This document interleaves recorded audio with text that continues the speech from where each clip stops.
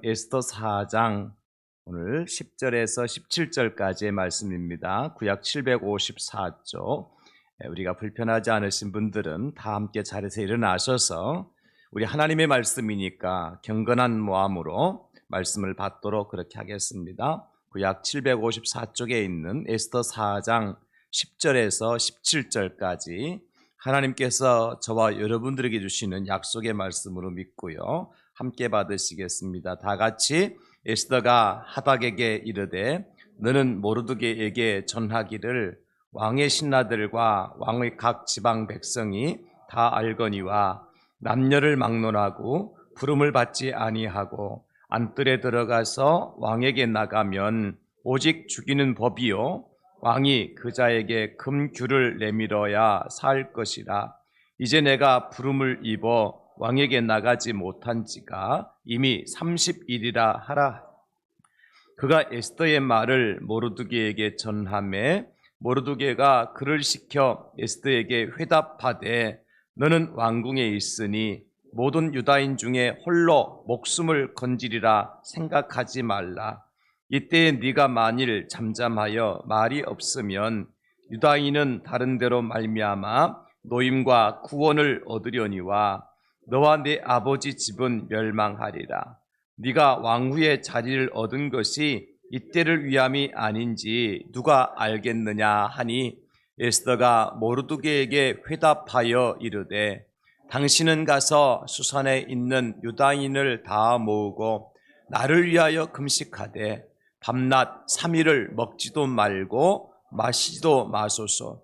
나도 나의 신녀와 더불어 이렇게 금식한 후에 규례를 어기고 왕에게 나아가리니 죽으면 죽으리이다 하니라. 모르드게가 가서 에스더가 명령한 대로 다 행하니라. 아멘. 자리에 앉으시겠습니다.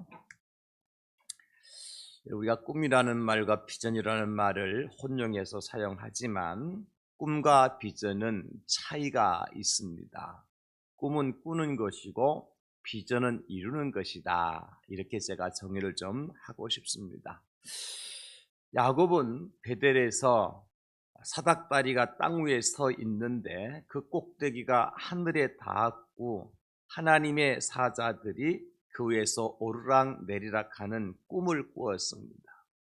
그러나 그 꿈을 야곱은 단순히 피곤해서 지쳐서 밤에 자다가 꾼 꿈으로 여기지 아니하고 하나님께서 나와 함께 하시면, 하나님이 나를 도와주시면 내가 반드시 이곳으로 돌아와서 이곳에 하나님 앞에 제단을 쌓겠습니다 라고 결단을 하고 그것을 비전으로 삼죠.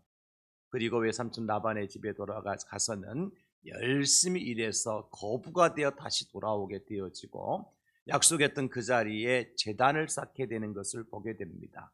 꿈을 비전으로 성취한 사람이 야곱입니다. 요셉도 마찬가지 아니겠습니까? 밭에서 곡식단을 묶고 있는데 형들의 곡식단이 요셉이 묶은 곡식단에게 절을 하게 되어지고 해와 달과 11별이 요셉에게 절하는 꿈을 꾸죠. 꿈을 꿨습니다. 그러나 그 요셉은 이것을 그저 인생의 지나쳐가는 한밤에 꾼 꿈으로 여기지 아니하고 하나님께서 당신에게 주신 하나님의 비전으로 믿습니다. 그래서 분명히 하나님께 나를 이 땅의 지도자로, 우리 가정의 지도자로 세우실 것이라는 믿음을 가지고 요셉의 생애에 여러 가지 고난과 환난의 때도 있었지만은 그 비전을 이루기 위해서 참고 기다립니다. 그래서 결국에는 애굽의 총리가 되어서 아버지 야곱과 그의 형제들이 곡식을 구하러 애굽으로 내려왔을 때에 그 가정을 세우고 출애굽할 때까지 요셉을 통하여서 그 가족들이 번성하게 되어지는 그런 놀라운 하나님의 비전을 이루는 것을 볼 수가 있습니다. 그러므로 여러분, 우리 예수님 믿는 사람들은 그저 한밤에 꾸는 꿈으로 끝날 것이 아니라 그 꿈을 무엇으로 만들어야 되겠습니까? 비전으로 만들어야 되죠.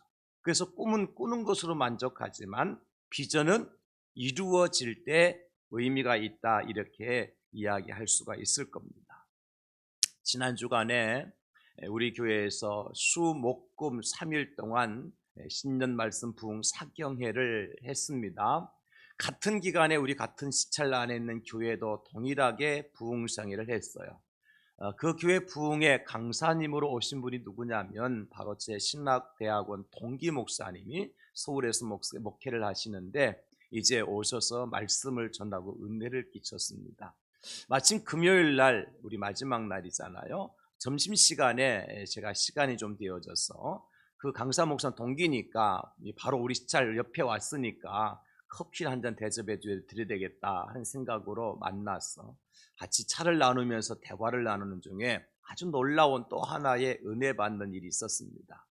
다른 게 아니라 제 이제 신학교 동기인 우리 선교사님이 신학교를 졸업하자마자 필리핀에 가셔서 선교를 하셨거든요.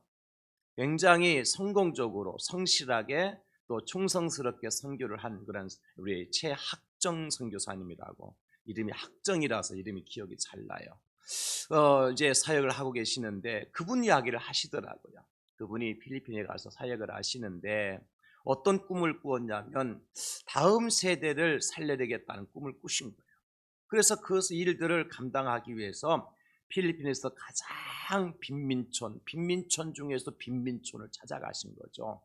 여러분, 우리가 생각할 때 빈민촌은 그러면 그냥 공중 화장실이 있고 뭐 이렇게 공동으로 쓰는 우물물이 있고 그 정도로 생각하시는데, 이 필리핀이나 외국의 빈민촌은 그것을 초월한 것입니다.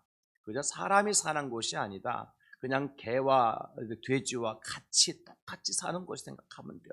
그나마 개와 돼지는 먹을 것이라도 있지만 그들은 먹을 것이 없어 쓰레기를 이렇게 뒤져야 되고요. 그래서 간신히 하루하루를 연명해 나가는 사람들이 이 빈민촌의 생활이거든요. 그곳에 찾아가서 아이들을 보니까요, 참 아이들이 그냥 재밌게 노는 거예요. 학교 갈 생각을 안 하는 거예요. 필리핀은 우리가 잘 아는 것처럼 카톨릭 국가이기 때문에 그들은 신앙을 운명론으로 받아들입니다. 우리가 가난하게 태어난 것도 하나님의 뜻이니까 가난하게 살면 된다 이러는 거예요. 그러니까 전혀 뭐 배울 생각도 안 하고 일할 생각도 안 하고 부자가 될 생각은 전혀 안 하는 겁니다. 그런 아이들에게 목사님, 선교사님이 가서 제안을 한 거죠. 너희들 교회는 안 와도 괜찮다. 그런데 한 가지만 부탁을 하자. 너희들이 만약에 학교에 가서 공부를 한다고 하면 학비를 전액 다 대주겠다. 그리고 공부하면서 필요한 용돈, 생활비까지 대줄 테니까 학교에 가서 공부만 해라. 그랬더니 그 아이들이 학교에 갔겠어, 안 갔겠어요? 안 가는 겁니다. 뭐 골치 아프게 학교 가서 공부할 필요 뭐 있어요? 머리 아프게, 그죠? 숙제도 해야 되고 선생님 앞에도 꼿꼿이 앉아 있어야 되고, 그 자유롭게 놀면 되는 건데 그러다 살다 가면 그만인데 안 가는 거예요. 근데 어떤 일이 벌어졌느냐 하면 그 아이들의 부모들의 생각이 달라진 거예요. 우리 애들 학교 보내야 되겠다. 왜 학교 보냈을까요? 학비도 공짜로 대준다 그러잖아요. 거기에다가 부모들이 생각할 때 애들이 뭘 가져와요? 돈 가져오잖아. 용돈 가지고 오잖아요. 생활비 가져오잖아요. 그러니까 아이들이 공부하는 것도 중요하지만 그것보다도 더 중요하게 생각하는 게 뭘까요? 부모님들은 돈 가져오니까 앵벌이처럼 아이들 학교 보낸 거예요. 무조건 강제적으로. 그러니까 아이들 처음에는 강제로 학교 갔는데 이제 1년, 2년 초등학교, 중학교 과정, 고등학교 과정을 거치면서 아이들의 생각이 바뀌기 시작한 거예요. 들으니까, 배우니까, 지식이 들어가니까 깨달음이 오기 시작한 거죠. 그래서 그 아이들이 고등학교 졸업하고 이제 이 필리핀에서 가장 좋은 우리나라로 말하면 서울대 연고대 수준 되어지는 대학에 입학하게 되는 거예요. 그리고 그 아이들이 대학을 졸업하고 돌아왔을 때 어떤 변화가 나타나느냐 하면 누가 교회에 오지 말라고 그래도 그 아이들은 교회에서 사는 거예요. 왜? 교회에서 학비를 대주고 생활비를 주어서 공부할 수 있었고 필리핀의 최고 가는 대학에 들어가서 꿈과 비전을 갖게 되었잖아요. 그 아이들의 놀이터는 어디예요? 학교와 교회밖에 없는 거예요. 쓰레기 더미가 아니었어요. 더 이상 그러니까 그 아이들이 바뀌고 부모가 바뀌고 생각이 바뀌고 비전과 꿈이 생기니까 그 아이들을 통해서 어떤 역사가 나타나냐면 또 다른 교회가 세워지더라는 거죠. 그 아이들이 교회를 세우더라는 거예요. 그리고 지난 코로나 3년 동안 코로나 이 와중에도 우리 선교사님이 사역하는 현장에 오히려 교회가 더 건축이 되어지고 더 많은 아이들이 교회로 학교로 오게 되어지는 기적을 체험했다. 생생한 뉴스죠. 오랜 10년, 20년 전 이야기가 아닙니다, 여러분. 그 이야기를 제가 우리 동기 목사님부터 들으면서 하나님 역시 꿈을 가진 자는 망하게 하지 않는다. 꿈을 비전으로 세워가는 자는 분명한 하나님의 기적을 체험하게 하신다. 그것을 제가 깨달아 알 수가 있었습니다. 여러분, 저도 가끔 꿈을 꿔요. 말씀드렸잖아요. 제가 꿈을 꾸면 대개 어떤 꿈을 꾸느냐면 몇 가지 이제 그 주제가 있어요. 가장 많이 꾸는 꿈은 뭐냐면 어떤 모임과 집회에 갔는데 제 신발 잃어버리는 꿈. 그건 아주 종종 꿉니다. 되게 기분 나쁩니다. 어젯밤에도 그런 꿈 꿨어요. 어떤 모임에 갔는데 제 구두가 없어진 거예요. 그래서 나머지 구두를 보니까 모양도 크기도 사이즈도 비슷한데 헌 구두야. 내 새 구두를 누가 신고 갔어. 깨고 나면 꿈꿀 때는 되게 기분 나쁘죠. 깨고 나면 기분이 좋을까요, 나쁠까요? 엄청 좋아요. 왜? 내 새 구두 다른 사람이 가져가고 나는 헌 구두 갖게 되었으니까 하나님이 또 새로운 구두 주실 거 아니에요. 안 믿는 표정으로 쳐다봅니다. 여러분은 그런 꿈 꾸면 어떻게 재수 없다 그럴 건데 저는 그게 아니에요. 또 어떤 꿈을 많이 꾼다 그랬어요? 교회가 부흥되는 꿈. 엄청나게 많은 사람들이 모여서 예배드리러 왔는데 제가 뭘 안 가지고 올라가요? 설교 원고를 잃어버린 거야. 망친 거죠. 그럼 그 꿈을 꾸게 하고 나면 저는 어떻게 한다 그랬어요? 하나님, 성도들이 말씀을 먹고 사는데 어쨌든 목사가 말씀 연구를 잘해서 생명의 말씀의 꼴을 성도들에게 먹이는 목사가 되게 해 주시옵소서. 그렇게 그리고 그러면 하나님께 우리 교회를 부흥시켜 주실 줄로 믿습니다. 이런 비전을 갖게 되어져요. 하나님 분명히 이 꿈의 비전을 이루어 주실 줄로 믿습니다. 그래서 2023년도에 우리 교회 사역의 주제를 부흥 리바이벌 그렇게 정했다 그랬잖아요. 그리고 1월달 표가 뭡니까? 내 입을 크게 열라.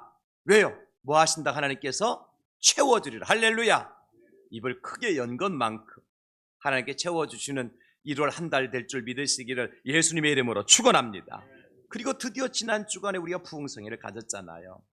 제가 지난 2022년도 11월 달, 12월 달, 이제 2024 올해 목회 계획을 어떻게 세울까 막 고민하고 이제 기도하고 하는 중에 1월 첫 주간에 부흥성회를 해야 되겠다는 결단을 하게 된 거예요. 여러분 그게 쉽겠습니까? 왜냐하면 여러분 대개 교회 모든 목회 이제 일정들이 12월 달이 가장 바쁘잖아요. 연말, 성탄절, 성구영신 예배 거기에다가 이어서 부흥성회를 한다고 생각해 보세요. 과연 우리 성도님들이 장 목사 미쳤다고 얘기나 하지 않을까? 얼마나 참석은 하실까? 또 부흥성회 또 오시는 강사님을 또 섭외해서 모셔야 되는데 은혜를 끼쳐야 되는데 항상 보면은 이제 부흥회가 끝나고 나면 거의 두 부류로 이렇게 나뉘어지잖아요. 은혜 받았다고 하는 사람들, 뭐 강사가 뭐 저래 하는 분들 꼭 있어요. 그러니까 제가 강사를 섭외하기도 쉽지 않죠. 근데 어쨌든 계획을 세우고 당의 허락을 받아서 강사도 섭외하고 결정을 했어요. 그리고 난 다음에 우리 강사님한테 연락을 해서 이제 3일 동안 설교하실 본문 제목 저한테 보내달라고. 왜냐하면 순서지를 미리 만들어야 되니까. 벌써 우리는 미리미리 순서지 만들었잖아요. 그래서 이제 그 내용을 제가 보내니까 바로 왔더라고요. 카톡으로 들어온 내용을 보니까 제가 기가 막힌 거예요. 하나님께서 장 목사의 마음을 어떻게 기가 막히게 아셨는지 그 강사 목사님을 통해 전해줄 메시지가요. 첫날부터 회복의 메시지. 여러분 부흥은 무엇부터 시작되어 줍니까? 회복으로 출발되잖아요. 그래서 제가 바로 선교사님, 그 강사 목사님한테 답장을 보냈어요. 목사님, 이번 주제는 뭡니까? 다 잊어버렸어요? 회복 2023으로 하겠습니다. 원래 제가 이미 저는 생각하고 있었는데 목사님이 그 내용을 보내와서 그냥 완전히 고정을 시킨 거예요. 아, 이번에는 회복 2023이다. 그래야 부흥이 일어난다. 얼마나 제가 감사했는지 몰라요. 시작하기 전에 벌써 은혜를 받았어요. 하나님 역사하시겠구나. 분명한 회복과 화평케 하심과 부흥의 일을 하나님께서 행하시겠구나. 이것이 저의 꿈이 아니라 비전이 되기 시작했고, 이번 3일 동안 부흥성회를 통해서 이런 비전이 이루어지는 것을 저는 체험했어요. 여러분, 이것이 우연한 일입니까? 그 일을 하다 보니까 어쩌다가 된 일입니까? 그렇지 않습니다. 우리 하나님께서 철저하게 프로그래밍 하신 것이고 플래닝 하신 거죠. 계획을 짜진 것이고 그것을 차곡차곡 하나님의 방법대로 이루어 가시는 것입니다. 사랑하는 성도 여러분, 그래서 저는 확신합니다. 올해 2023년은 우리 대양제일교회가 회복과 부흥을 체험하는 은혜의 해가 될 줄로 믿습니다. 여러분들이 그 회복과 부흥을 체험하는 주인공들이 될 수 있기를 예수님의 이름으로 축원합니다. 그래서 오늘 설교의 제목이 바로 뭐냐면 비전을 이루라 하십니다. 이런 제목으로 함께 말씀의 은혜를 나누려고 하는 것입니다. 여러분, 우리가 꾸었던 꿈이 비전이 되고 그 비전을 이루기 위해서는 구체적으로 어떻게 해야 될까? 가만히 감나무 밑에 누워서 감이 내 입에 떨어지기, 홍시가 내 입에 떨어지기를 기다리면 내 입에 쏙 하고 들어올까? 그렇지 않잖아요. 우리가 살아가는 삶의 모든 그 로또 복권의 꿈에서 당첨됐으면 어떻게 해야 돼요? 얼른 가서 로또를 사야 되죠. 그래야 당첨되든지 안 되든지 가부간에 결정된 거 아닙니까? 그죠? 내가 꿈에서 로또 복권이 당첨됐으면 나는 일확천금을 내가 금방 벌 수 있을 거야. 그 꿈만 계속 꿔보세요. 1년 365일 무엇으로 끝나요? 꿈으로 끝나요.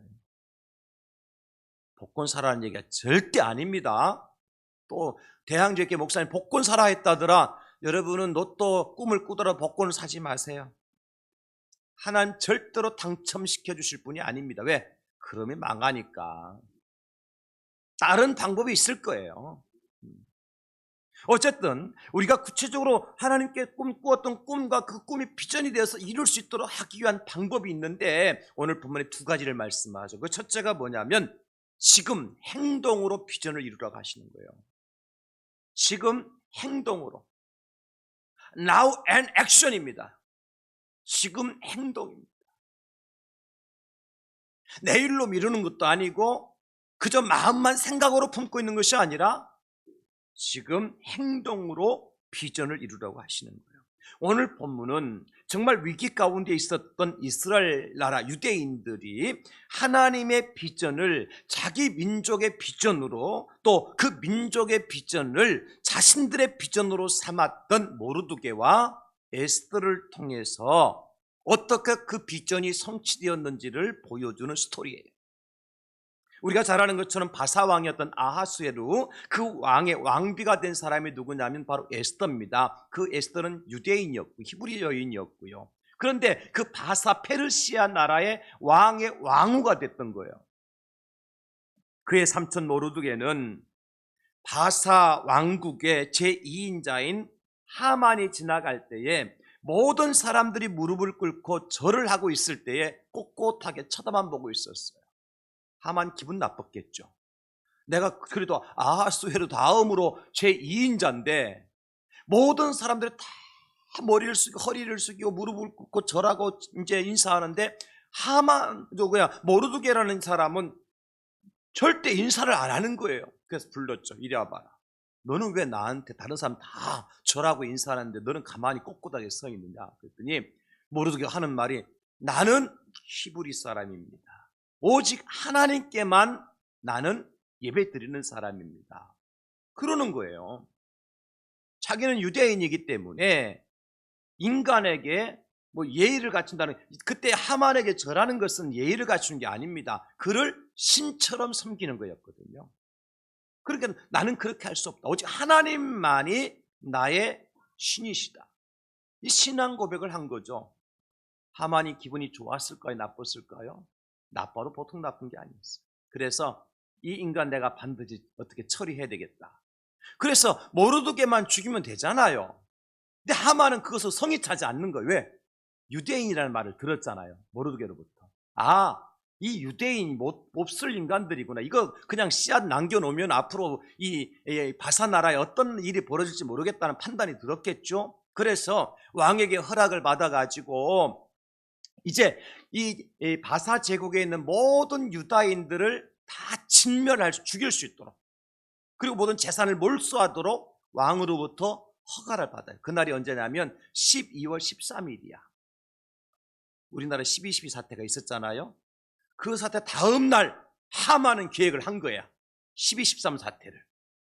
그랬는데, 그래서 이 하만이 왕으로부터 허락을 받아서 전국 방방곡곡에 방을 붙이고 12월 13일은 유다인들을 진멸시키고 그들이 가지고 있던 모든 재산을 다 몰수할 수 있다. 얼마나 바사 나라 사람들이 신이 났겠습니까? 눈에 가시와 같은 사람도 없어지고 그들의 재산까지 얻을 수 있으니까. 그래서 날짜가 정해지고 그게 시행되기 바로 직전에 모르드게의 사실을 한 거예요. 그래서 수산궁 왕궁 대궐 안에 있었던 자기의 조카 에스더에게 이제 그 사실을 알리죠. 그 전에 벌써 모르드게는 그 사실을 듣고 난 다음에 금식하고 대성통곡하면서 대궐 안으로 들어가지 않고 대궐 밖에서 그냥 다른 유다인들과 함께 죄를 뒤집어 쓰고 통곡하고, 이제 우리는 끝났다, 우리는 마지막이다, 우리는 끝장이다라고 생각을 하고 그런 세월을 보내고 있는 거예요. 이 소식을 전해 들은 에스더가 오늘 말씀에 보면 이제 한 사람을 모르드게에게 보내서 그러지 말라고, 정신 차리자고. 그러나 지금 정신 차릴 일이 아니잖아요. 모르드게가 에스더에게 이제 기별을 보내는 겁니다. 우리 민족이 이렇게 죽게 되었는데, 나만 죽으면 괜찮은데 유다인 다 죽게 됐지 않았느냐. 네가 지금 이 나라의 왕후니까, 왕비니까 왕에게 들어가서 이것은 잘못된 것이라고 얘기 좀 해서 우리 민족 살려내야 되겠다. 그랬더니 에스더가 뭐라 그래요? 삼촌 아시지 않습니까? 이 나라의 법을 아시지 않습니까? 그 법이 뭐냐면 왕이 왕후를, 왕비를 부르기 전에 안뜰로 들어가서 왕의 눈에 띄면 어떻습니까? 왕을 명을 어겼다는 사실 때문에 죽여버리는 거예요. 왕후고 뭐건 다 죽이는 거예요. 그리고 실제적으로 에스더가 30일 동안, 한 달 동안 왕이 부르지 않아서 왕궁에 안뜰에 들어간 적이 없어요. 그 말을 에스더가 모르드게에게, 삼촌에게 얘기하니까 삼촌 모르드게가 듣고 하신 말씀이 바로 오늘 13절 14절 말씀이에요. 요지는 그겁니다. 지금 하나님께서 우리 민족을 향해 가지고 있는 마음이나 하나님의 소원, 하나님의 비전이 뭔지 아느냐? 너는 지금?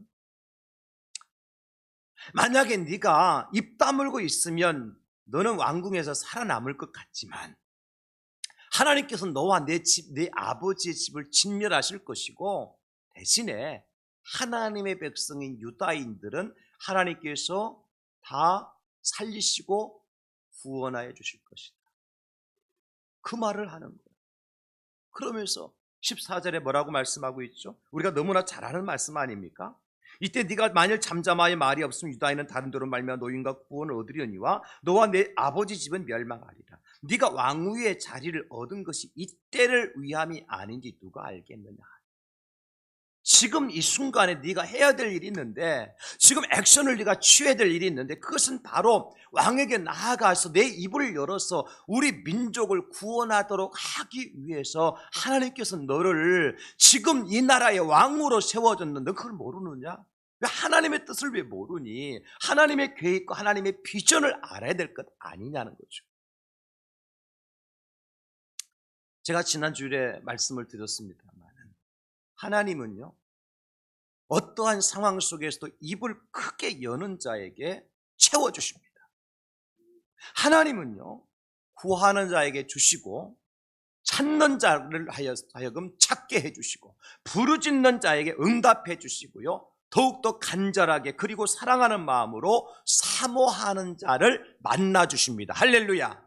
이게 하나님의 법이에요. 모르드게는 그걸 알고 있었던 거예요. 근데 에스더가 당장 눈앞에 보이는 세상의 왕이 두렵잖아요. 자기의 생명, 목숨이 아깝잖아요. 그러니까 입을 다물고 있으니까 얼마나 답답한 지경이에요. 그래서 모르드게가 말한 거예요. 너만 왕궁에서 살아남고 우리 민족 전체가 멸망당하는 것은 하나님의 뜻이 아니다. 하나님의 비전이 아니다. 오직 하나님의 소원, 하나님의 비전이 뭔 줄 아느냐? 유다인 전체가 노임을 받고 구원받는 것이다. 할렐루야. 이게 하나님의 비전이었어요. 하나님은요, 저와 여러분 향한 비전을 가지고 계시는데 우리가 구원받는 겁니다. 우리가 망하는 게 아니에요, 여러분. 우리가 세상에 노예가 되는 게 아니에요. 하나님 우리에게 자유를, 우리에게 평화를, 우리에게 구원을, 우리에게 생명을 주시는 것이 우리 하나님의 비전임을 믿으시기를 예수님의 이름으로 축원합니다. 이게 하나님의 비전이거든요. 그러니까 이 비전을 너와 나의 비전으로 삼고 이것을 실천하지 아니한다면 내 목숨조차도 온전하지 못할 것이다.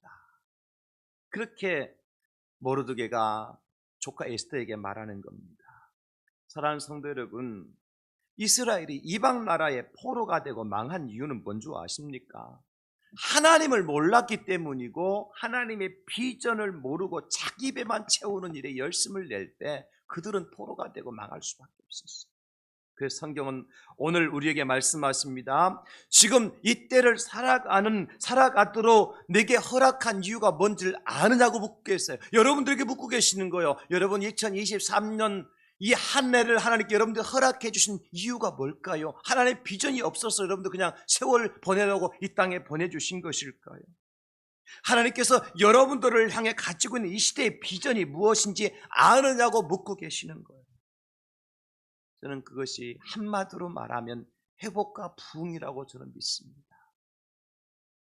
닫혔던 문이 열리고 엉켰던 실태에 왔던 인생의 문제들이 해결되어지고 회복이 되어지고 앞으로 전진하지 못했던 여러분들의 삶이 앞으로 전진하게 되어지는 부흥의 역사를 위해서 하나님께서 2023년도라고 하는 또 하나의 해를 저와 여러분들에게 살아가도록 허락해 주신 줄로 믿습니다.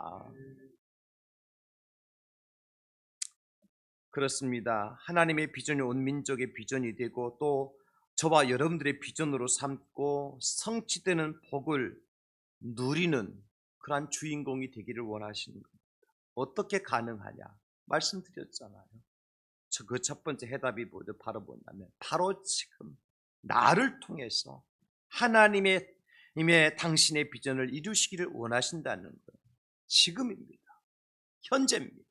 나의 위치에서 현재 나의 직분을 따라서 현재 여러분들에게 주신 하나님의 능력 가지고입니다.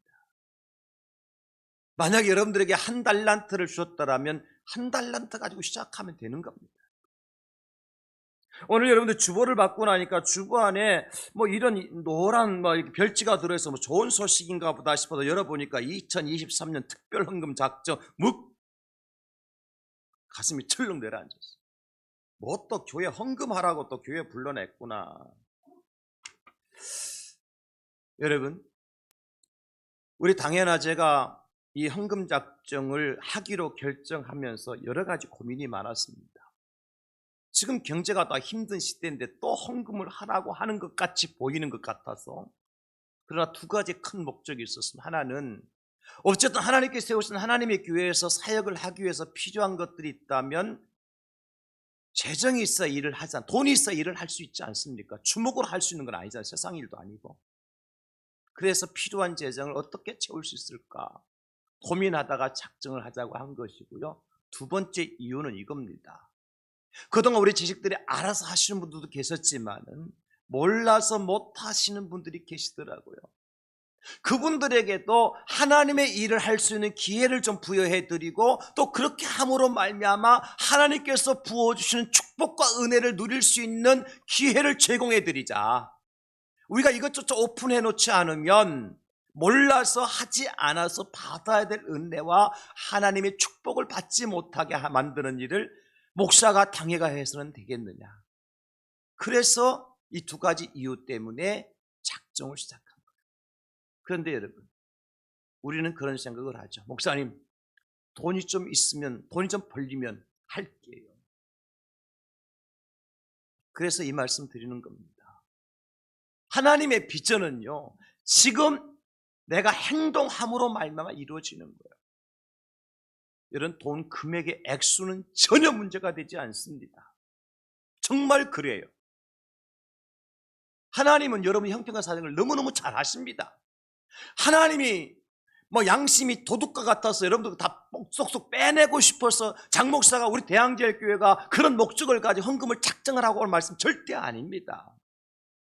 형편에 따라서 지금 내게 주신 하나님의 은혜를 따라서 하시면 되는 거예요. 그래서 제가 우리 교육전사님한테 말씀드렸어요. 주일학교도 중고등부도 새벽을 청도 다 함께 동참하도록 하자. 비록 그 아이들이 코올리게 아이들이 어머니 아빠로부터 100원짜리 500원짜리 동전을 받아서 한 달에 100원을 헌금을 하더라도 500원을 헌금하더라도 동참할 수 있는 기회를 주도록 하자. 목적이 거기에 있어요. 중요한 것은 하느냐 안 하느냐가 중요한 것이지 많이 하느냐 적게 하느냐 전혀 중요하지 않습니다. 여러분, 마음에 부담이 되시는 분들은 절대 하지 않아도 괜찮아요. 이건 강제성 있는 것이 아니에요. 그러나 한 가지만은 꼭 기억하십시오. 내가 하나님의 교회 공동체의 일원으로서 멤버십을 가지고 있는 사람으로서 하나님의 나라와 하나님의 교회를 사업을 하게 된다면 나는 어떻게 쓰임받을 수 있을까? 가장 작은 정성이라도 내가 동참해야 되겠다는 자원하는 마음이 있을 때 작정하시면 되는 거예요. 내가 집에 돌아가서 일주일 동안 기도해보고요, 한 달 동안 기도해보고요, 그런 사람들은요 10년 기도해도 답이 안 나와요. 그냥 마음에 생각에 드는 대로 작정해서 나중에 가실 때 헌금하면 넣고 가시면 돼요. 수고도 안 하겠습니다. 거두면 또 그냥 맨손 낼 수 없잖아, 그죠? 자원하는 마음으로 그냥 저 뒤에 헌금한 빛이 되어 있으니까 넣든지 아니든 자원해서 가시면 돼. 오후에도 가셔도 괜찮고. 무슨 말씀을 드리고 있는 거요? 예수님이 이렇게 말씀하셔요. 요한복음 9장 4절 여러분 보십시오. 때가 아직 낮음에 나를 보내신 이의 일을 우리가 하여하리라. 나를 보내신 이의 일이 뭡니까? 하나님의 비전이에요. 그 언제 해요? 때가 낮음에. 낮에 할 수 있는 것이 뒤에 보십시오. 밤이 오리니 그때는 아무도 일할 수 없느니라.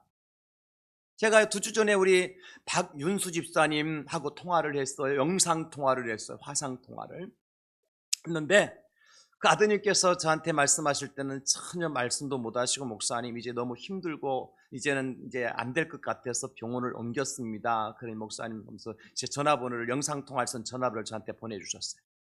제가 받자마자 바로 전화를 드렸어요. 그날은 영상통화 할 수는 되게 월요일 날 이제 시간이 정해졌는데 그날 월요일이 안 했는데 제가 전화를 드렸어요.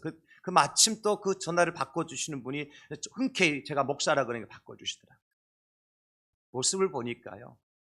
죄송합니다만은 제가 그동안 이 덕천동에 계실 때는 그 목소리 들으면 네네 하고 대답도 똑같 좀 하셔서 그래도 한 가닥의 소망을 가지고 우리 집사님 하나님 치료해 주셔서 교회 오셔서 같이 예배드리게 해달라고 기도해서 했거든요.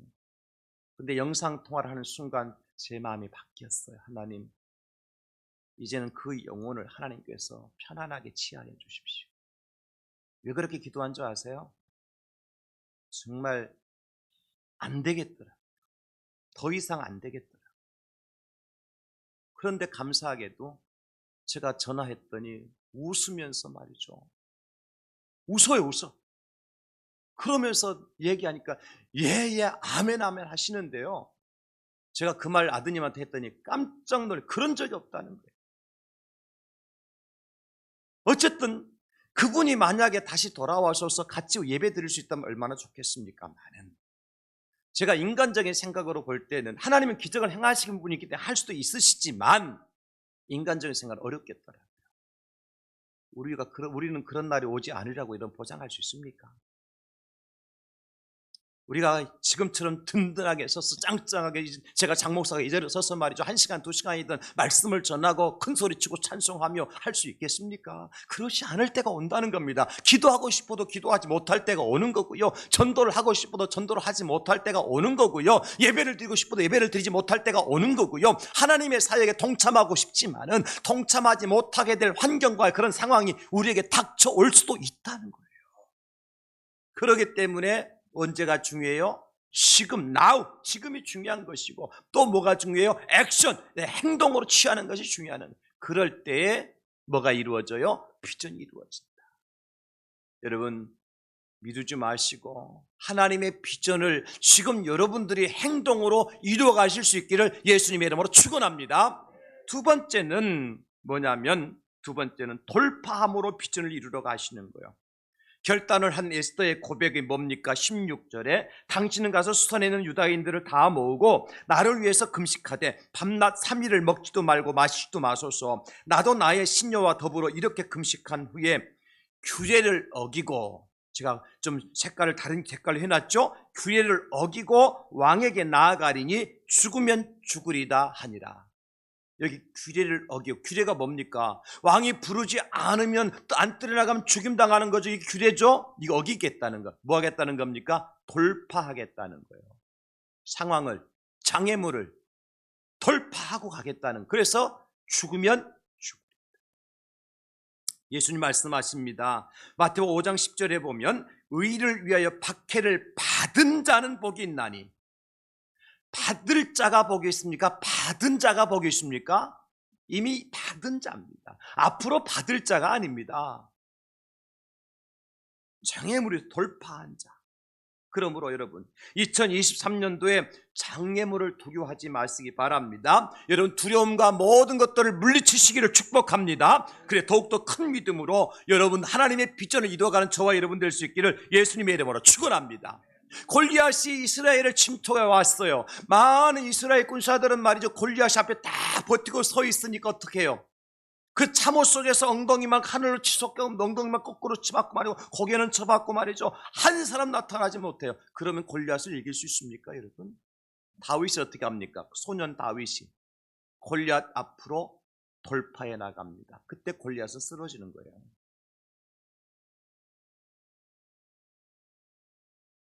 그런 다윗이 저 블레셋과 전쟁을 한 도중에 말이죠, 블레셋 진영 한복판에 있는 샘물을 마시고 싶어 하는 거예요. 그래서 혼자 목이 마른데 저 샘물 마시고 싶다.